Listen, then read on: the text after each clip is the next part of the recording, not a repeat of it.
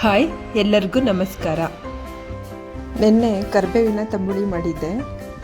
ಅದಕ್ಕೆ ಎಣ್ಣೆ ಹಾಕಿ ಮಾಡಿದ್ದೆ. ಇವತ್ತು ನಾನು ಎಣ್ಣೆ ಹಾಕ್ತಿಲ್ಲ, ಹಾಗೆ ದೊಡ್ಡ ಪತ್ರೆ ತಂಬುಳಿ ಮಾಡ್ತಾಯಿದ್ದೀನಿ. ಸ್ವಲ್ಪನೂ ಎಣ್ಣೆ ಯೂಸ್ ಮಾಡ್ತಾ ಇಲ್ಲ.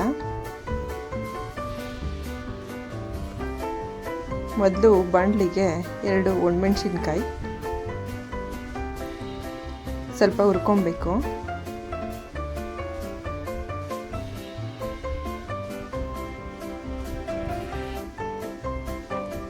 ಒಂದು ಇಡೀ ತೊಳೆದಿರೋ ದೊಡ್ಡ ಪತ್ರೆ ಎಲೆ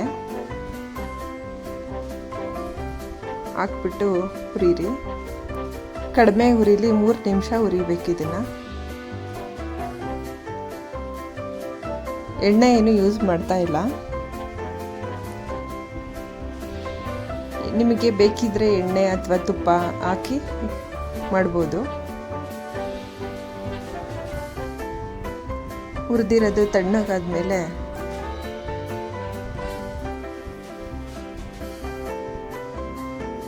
ಇದನ್ನು ರುಬ್ಕೊಳ್ಳೋಣ.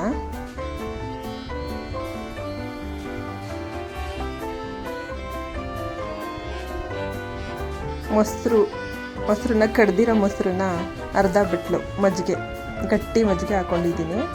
ಅದಕ್ಕೆ ರುಬ್ಬಿರೋದನ್ನ ಹಾಕೊತಾ ಇದ್ದೀನಿ.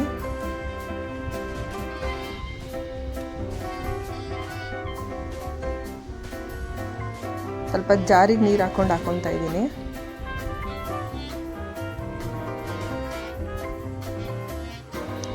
ಮೆಣಸಿನ ಪುಡಿ ಅರ್ಧ ಚಮಚ, ಹುರಿದು ಪುಡಿ ಮಾಡಿರೋದು, ಜೀರಿಗೆ ಪುಡಿ ಅರ್ಧ ಚಮಚ, ಉಪ್ಪು ರುಚಿಗೆ ತಕ್ಕಷ್ಟು ಮಿಕ್ಸ್ ಮಾಡ್ಕೊಳ್ಳೋಣ. ಸ್ವಲ್ಪ ಗಟ್ಟಿ ಇರೋದ್ರಿಂದ ಸ್ವಲ್ಪ ನೀರು ಹಾಕೊಳ್ಳೋಣ.